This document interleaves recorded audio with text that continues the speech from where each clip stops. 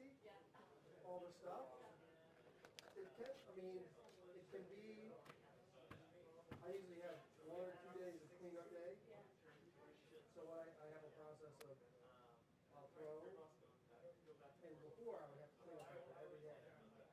And now I'll throw and then, go into those wastes and stuff. Could move one When I go over. back the next day, as long as I clean off the top of the wheel, and I don't worry about the body, Is it bad? slip, what is it, slip tray. I mean, you're gonna be like this. But no, it's not. I have a sink right there. I have a filter in the sink. And yeah, and anything that gets too dry, I have a plastic bag. I throw everything in there. And then, what's that? Either recycle it, or if it's like really old and like I have one. The reason but anyway, I had an older one plate like that. So anyway, I was like if it gets really dry, then I just put it in a bag and let it completely dry. And then when I throw out the trash, I take it out of the bag so it goes straight in the landfill. So it'll break down even in the trash can because it's so humid. So I'm not really like destroying, you know, or so it's not that bad. I just wish I had a kiln now. Like on the, they're expensive.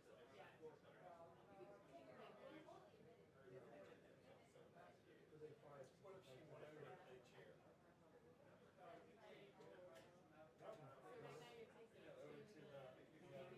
Yeah. The guy at the Buckfield factory. No, mine's not there today. But yeah, it's a white house there.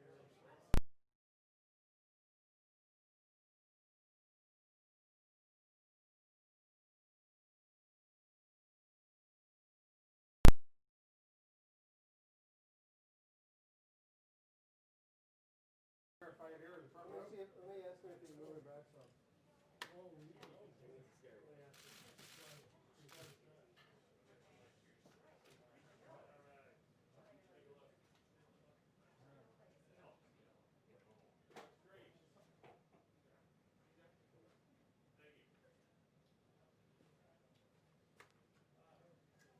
Okay, right, how are you? They've been with grandma on the West Coast for 3 weeks. They're coming back tomorrow. Yes, they're coming back tomorrow.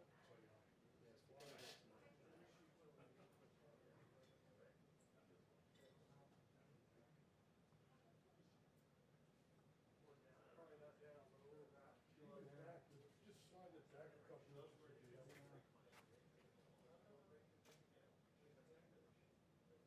On the edge of this is the problem. Let me get some tape. Tape down the front of it.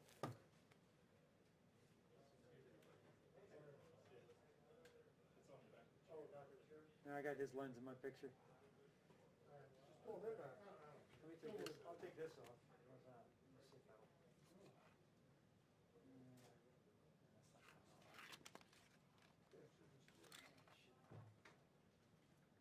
That's broken. See that clip?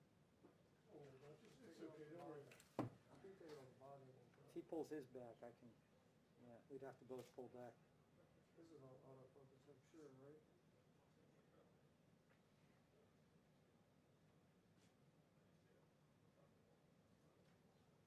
Hey, there's a clip right It'd there. be better if she just did.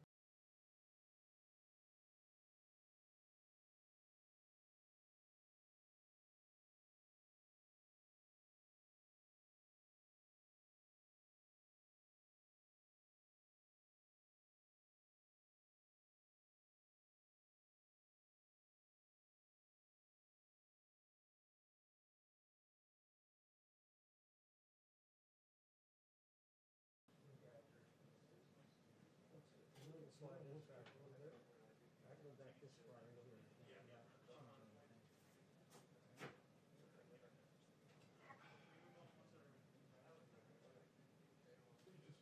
How's that? Is that better? Anything's good, yeah. Back 2 inches. That's great. Let me see if I can sit there. Let me sit there so you can see. Coming here, folks.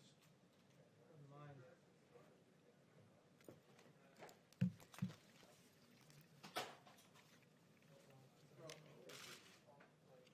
Got it? Good.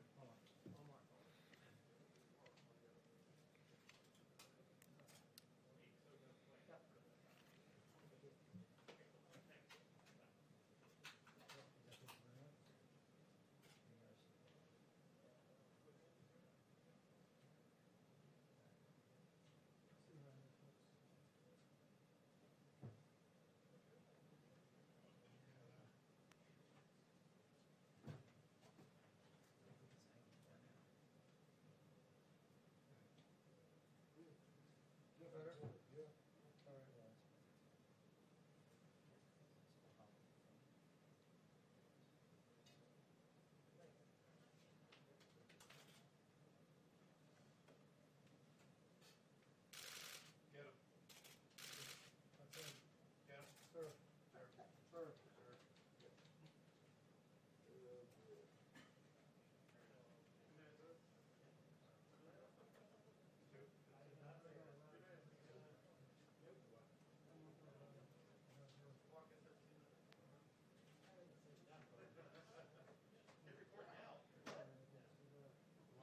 Sorry, didn't see that.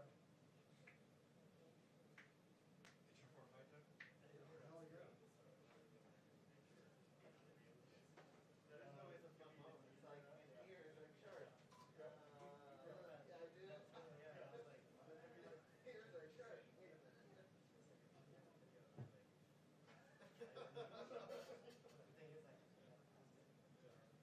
Hell, yeah.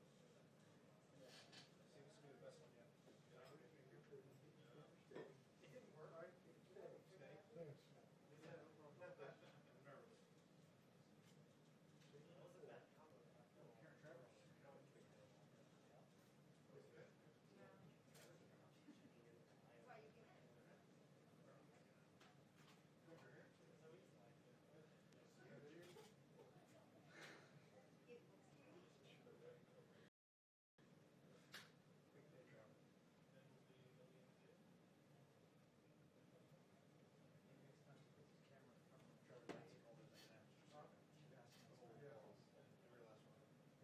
I try and run the light now. The camera.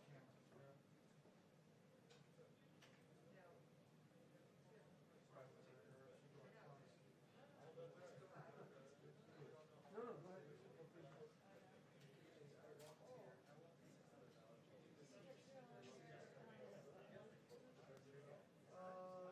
I'm pretty close. I think I probably have like another one. Maybe 30. Depends how picky I get. Yes, sir. Smells. They're out. I'm out. Sorry, Caitlin. You wanna stay? No, actually, you too. Especially Fun distance? Oh, I love your.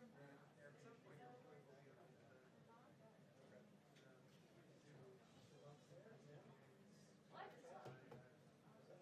I feel like I'm wearing it. Yeah.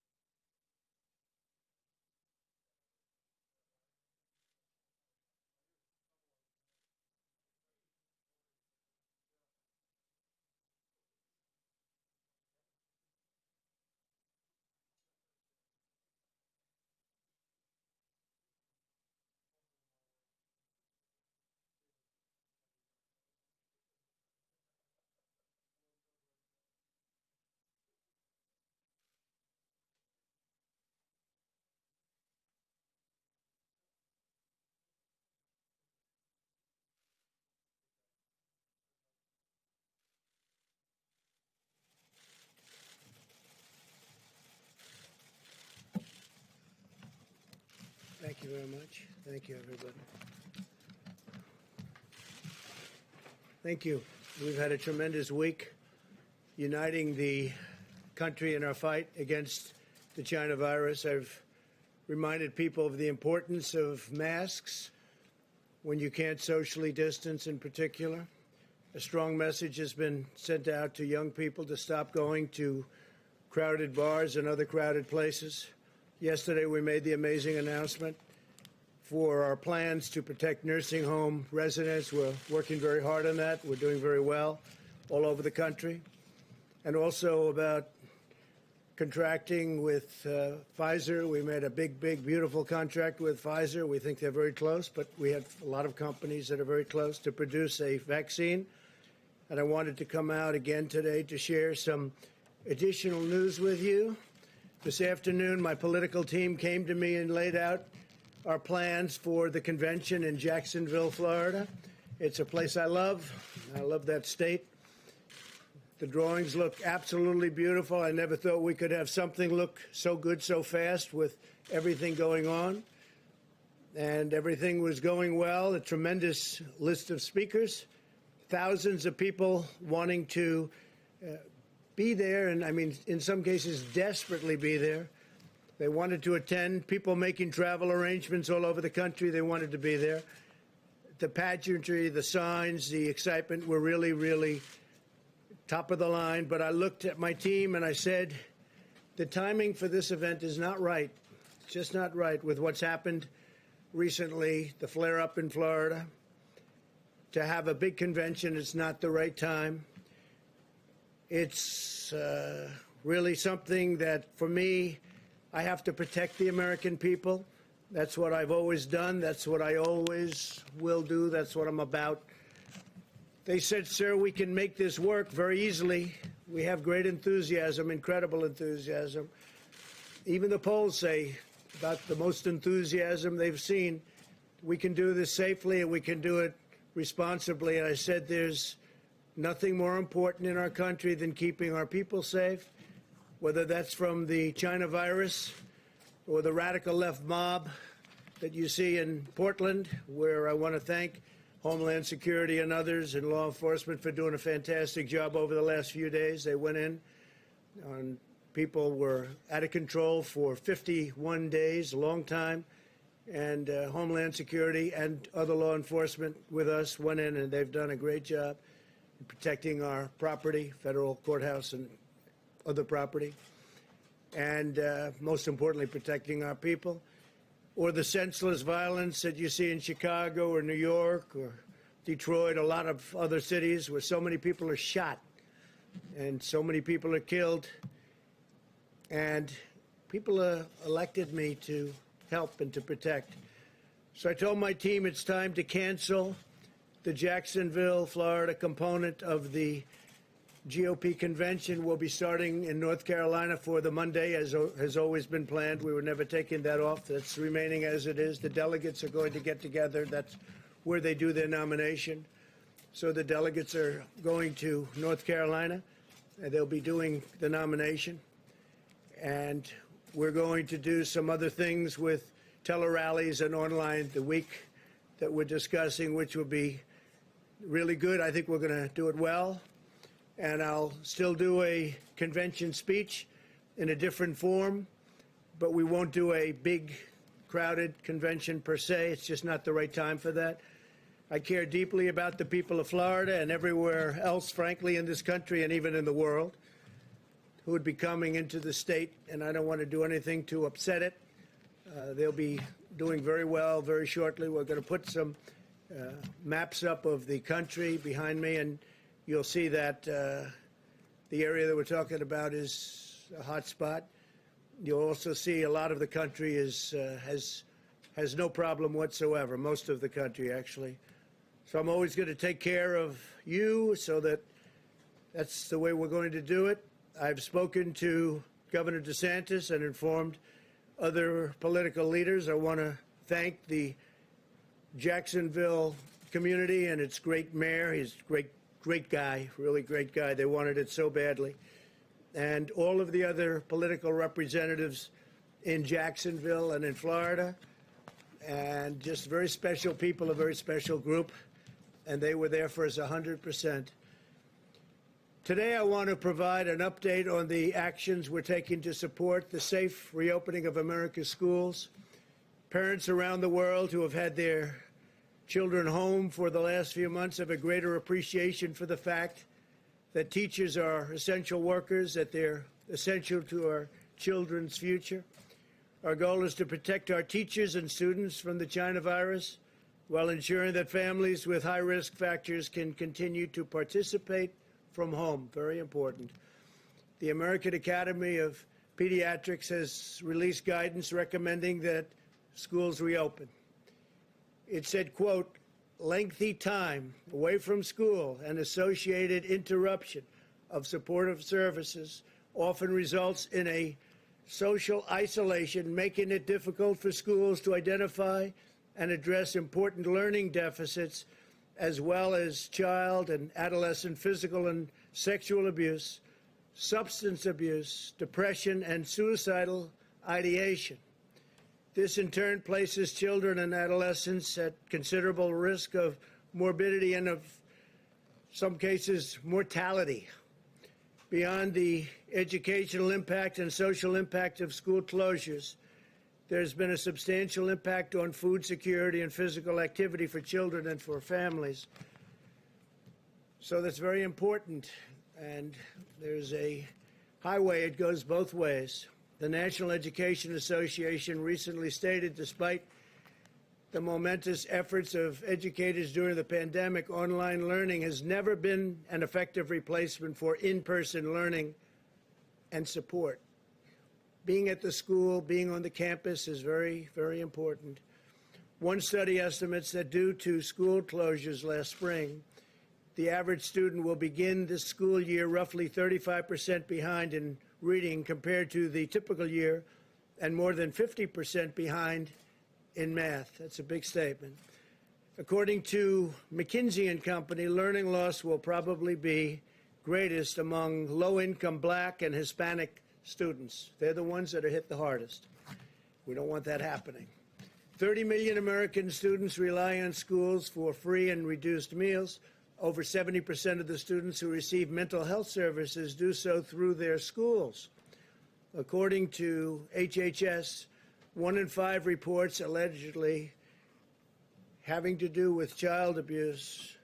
They have neglect, and these are neglect and neglected cases are submitted by education personnel. So people in the education world on the premises will be the ones that report neglect and other problems when they see the children. They know if they've been neglected, they know if they've been hurt or harmed in any way, whether it's at home or someplace else, but they see this at school. You don't get to see that if you're not going to school. It's a big thing. Fortunately, the data shows the children are lower risk from the China virus very substantially. When children do contact the virus, they often have only very mild symptoms or none at all. And medical complications are exceedingly rare. Those that do face complications often have underlying medical conditions. 99% of all China virus hospitalizations are adults, and 99.96% of all fatalities are adults. That means that children are a tiny percentage, less than 1%, and even a small percentage of 1%. In a typical year, the flu results in more deaths of those under 18 in the United States than have been lost thus far to the coronavirus. Many different names, many, many different names. The life of every child is sacred and must be protected. Our sole focus is the health and well-being of America's children. I have a very, very special person who loves children, who's I think one of the greatest athletes of all time. A lot of people say the greatest pitcher of all time, known as a relief pitcher, could have been whatever he wanted. Some people, he is the greatest reliever of all time by far, substantially more saves than anybody else. In fact, he got the Presidential Medal of Freedom recently. And I'm reading off these stats. I knew he was the best. I knew he was great, but I didn't know it was almost double anybody else. But he's a man who loves children, has children, loves children, works hard with children. We're going to go outside and be with some little leaguers. Mariano Rivera, you know, he's the Sandman, right? My wife said, darling, why do they call him the Sandman? I said, you know, they play the song. He just puts the batters to sleep, and that's exactly what happened. So having Mariano here is a great honor. Thank you very much. Was talking about children in schools, and there's nobody that's done more than you have. Thank you very much, Mariano. Fantastic man. Given these considerations, we believe many school districts can now reopen safely, provided they implement mitigation measures and health protocols to protect families, protect teachers, and to protect students. And we do have to protect the teachers and the families also. We have to remember that all families should be empowered to make the decision that is right for their own circumstance. This is especially important if a child has underlying health conditions or lives with a parent or grandparent who is at higher risk. In cities or states that are current hotspots, and you'll see that in the map behind me, districts may need to delay reopening for a few weeks, and that's possible. That'll be up to governors. The decision should be made based on the data and the facts on the grounds in each community, but every district should be actively making preparations to open. Again, the children obviously have a very strong immune system, maybe even as strong as yours. They seem to be able to fight it off and not have a problem. So it's pretty amazing, actually. Great, great credit. Our strategy to safely reopen schools mirrors our approach nationwide as we race toward the completion of a vaccine and therapeutics. The responsible path is to shelter those at highest risk while allowing those at lower risk, much lower in the case of young children, to resume work at school, and as long as everyone practices vigilant hygiene and social distancing. We want that. A permanent shutdown was never the strategy, which would ultimately lead to greater mortality and irreversible harms. We don't want to do that. At the same time, we have to get our economy going. We had tremendous numbers issued yesterday. Housing prices, pricing of housing up 21%. It's the highest in history. It's the highest number in history. Real estate housing went up 21%. Today, the CDC will provide additional guidance for how schools can reopen safely. I hope that local leaders put the full health and well-being of their students first and make the right decision for children, parents, teachers, and not make political decisions. This isn't about politics. It's about something very, very important. This is not about politics.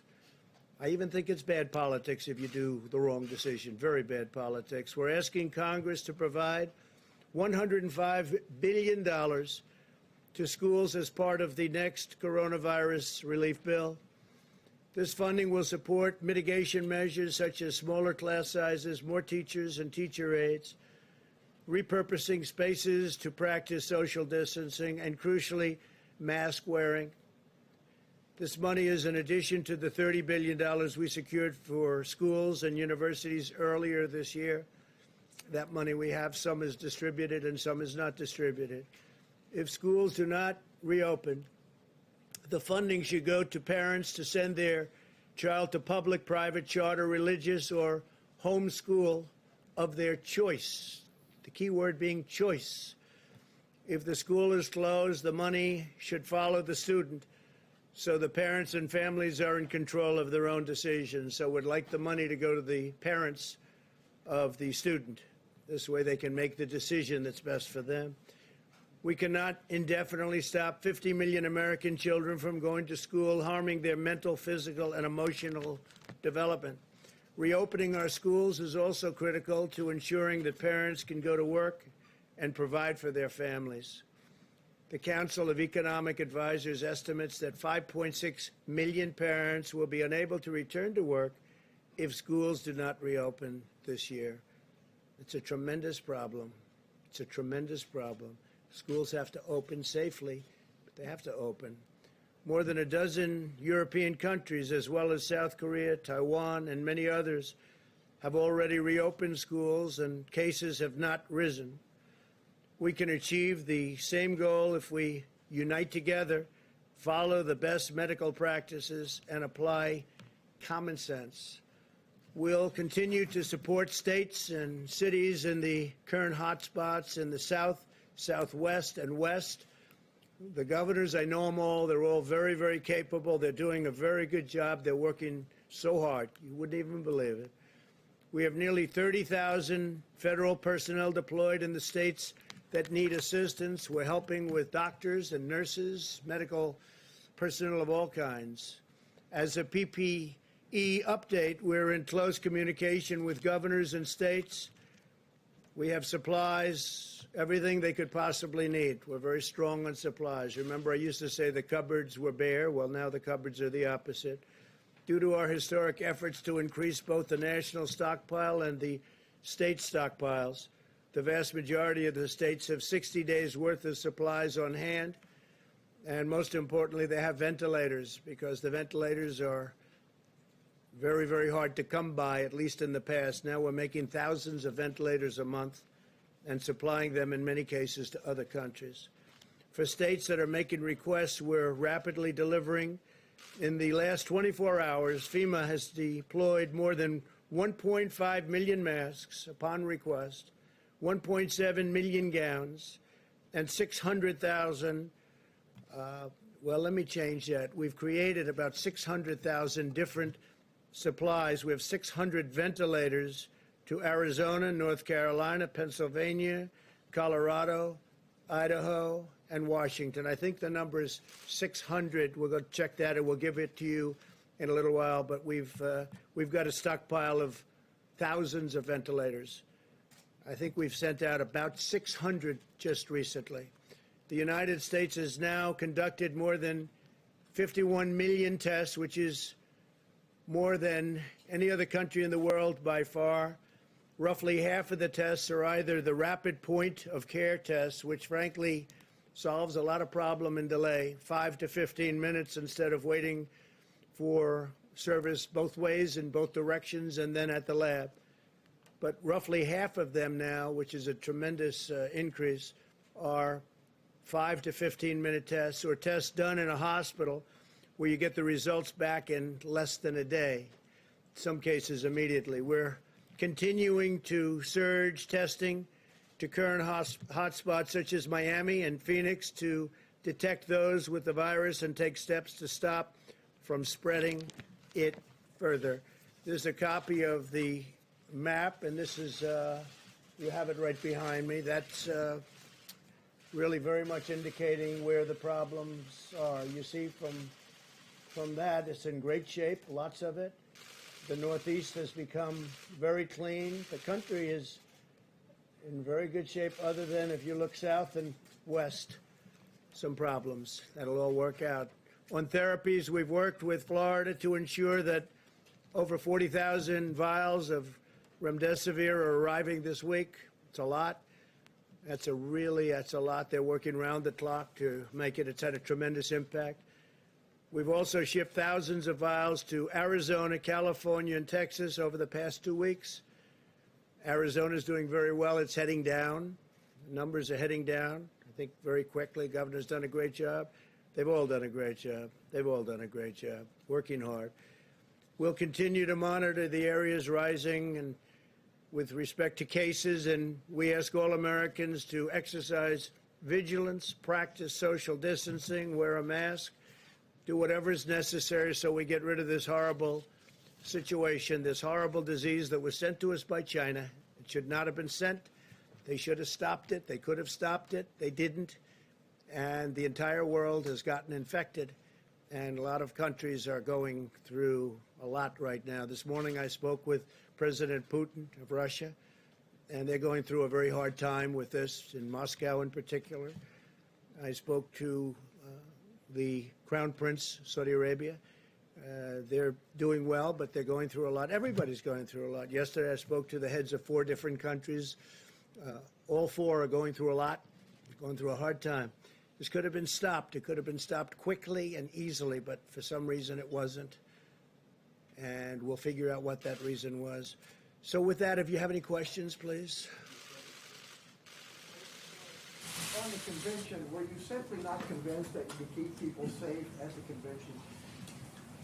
I just felt it was wrong, Steve, to have people going to what turned out to be a hot spot. You know, when we chose it, it was not at all hot. It was free. And all of a sudden it happened quickly. It happens quickly. And it goes away, and it goes away quickly. The key is we wanted to go away without a lot of death, without a lot of problems. And we're learning so much about the disease. That's why we're very cognizant of nursing homes. We're watching them very carefully. And people over a certain age, and especially people over a certain age with diabetes or heart disease in particular, but with a problem. So we didn't want to take any chances. So we had a lot of people. We have the delegates want to be there. We're going to do a fairly reasonably quick meeting in North Carolina. The nomination will be produced. And then we'll announce what we're doing, how we're doing it, whether it's something that's done online, I guess you could call it, online. So there could be nothing like our last convention, unfortunately. That was a great convention and in a great place, as you know. We had a great time in Cleveland. But it's a different world, and it will be for a little while. We want to get the world back to what it was, and I think we'll have that, including great job numbers, including so many things that are happening so positive. I have to say the stock market is close to records. For NASDAQ, it is a record. It's already exceeded its highest numbers. But we want to get our country back to what it was. So would your acceptance speech be from the White House, and are you worried? We haven't said that yet, Steve. We'll have that. We'll probably announce that over the next few days. Are you worried this might dampen enthusiasm for you? Look, we've done a great job. We built the greatest economy in the world. Nobody close. Not China, not anybody. We had to close it. We saved millions of lives, and we opened it. But we had the best numbers in history for African Americans, Hispanic Americans, Asian Americans, every group you want to name.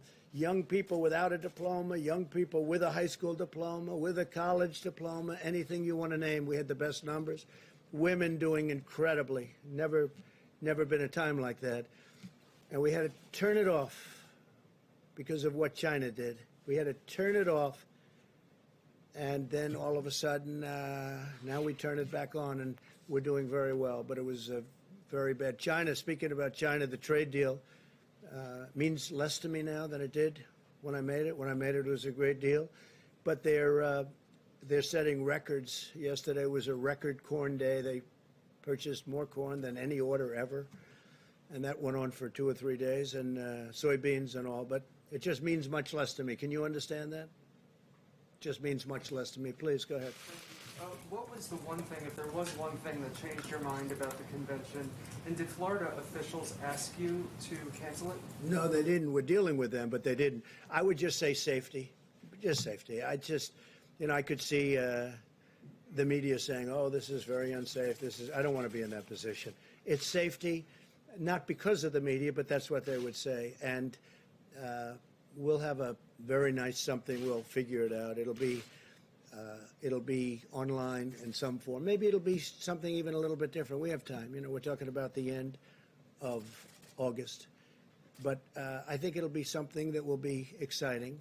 But there can be nothing like having 25,000 people. We had a tremendous thing planned tremendous convention planned in North Carolina. And it would have been very good, but a much smaller version in Florida. But then we saw what was happening pretty quickly. We saw that the virus was coming up that coast. So, Do you think it's an acknowledgement of the severity of the situation in Florida? no, I think it's going to come and go. It will. I mean, you take a look at some of these locations. We're heavily infected. I mean, to a point where Deborah and I were talking that, you know, when you look at what happened in New York and what happened in New Jersey and other places, and now you're looking and it's gone. Hope it stays gone. I think it will. But we have to be vigilant. We have to be careful, and we also have to set an example. I think setting the example is very important. It's hard for us to say we're going to have a lot of people packed in a room and then other people shouldn't do it. Don't forget, we're talking about schools, and we want them to be vigilant, and we're saying open, and then we're saying, here you have a big room. But I also, if you notice, I said where bars are crowded, where other things are crowded. Well, there's nothing more crowded than a convention. I mean, you've seen them. And even though you try and keep people away from each other, it's just not that kind of a thing. They probably can't do that. It just doesn't work for them. So it's very hard. So I think we're setting an example by doing it. It's very important. Yeah, John. Mr. President, if I could come back to school openings. You talked about money that Congress is looking at to help schools who want to reopen. If a school wants to reopen but is concerned about testing, would you consider directing some of that money toward testing for either a school district or even individual schools, if that's what it took to open the schools? Yeah, I think so. I mean, a lot of people feel differently about testing. We talk about it a lot. When we have 50 million tests plus, and we broke the 50 million test mark. Second in the world is India, which has 1.4 billion people, and they had 12 million tests. And other countries that are very big had 2 million tests. And some countries essentially only test if you're sick and walk into a hospital or walk into a doctor's office, or you're literally really sick. They essentially don't do tests unless you're sick. And I understand that too. So, yeah, if they feel that that's what they want, that would be fine. You would tell Congress, you would encourage Congress to pay for testing for school I would if they want. Again, we've done 50 million tests. There's nobody even close in the whole world. You look at our mortality rate, you look at our death rate, you look at different statistics. We're doing very well, but one death is too many. This should never have happened. This should never have been allowed to happen from China. Also, Mitch McConnell's office just put out a statement a moment ago about the Phase 4 relief package, CARES 2, saying, quote, it's tailored precisely for this phase of the crisis, yet it does not include your payroll tax cut. So do you believe it's perfectly Yeah, I'd like to tailored? see a payroll tax cut. I think it's great for the workers. The Democrats would never have gone for it. They don't want it. They're not big into the workers, I guess. And based on that, I told them last night, I told the Republicans who have been working very hard on this, I'll tell you, and they want what's right for the country. And hopefully the Democrats ultimately will. But I said, I think a payroll tax would be good, but you're not going to get it from the Democrats. We need their votes, as you know. It's not like, we have a majority, but it's not enough that's why I guess we have an election coming up. So you still need Democrat votes, and we're not going to get the Democrat votes on that. So I'd like to see it. I think it would be very good for the workers. But if we're not going to get their votes, I guess we have to go on to the next thing. A payroll tax cut would have been very good. And maybe something happens. Yes, please. You talk about setting an example on Jacksonville, but I just wonder, some people are going to take away from this the lesson that you're pushing too far, too fast. It seemed for a while the numbers were going up in Jacksonville and we were going to have a problem there. This comes up at a time you're pushing for schools to reopen. We have the opening of the Major League Baseball season. Isn't the example of Jacksonville that we're pushing too fast?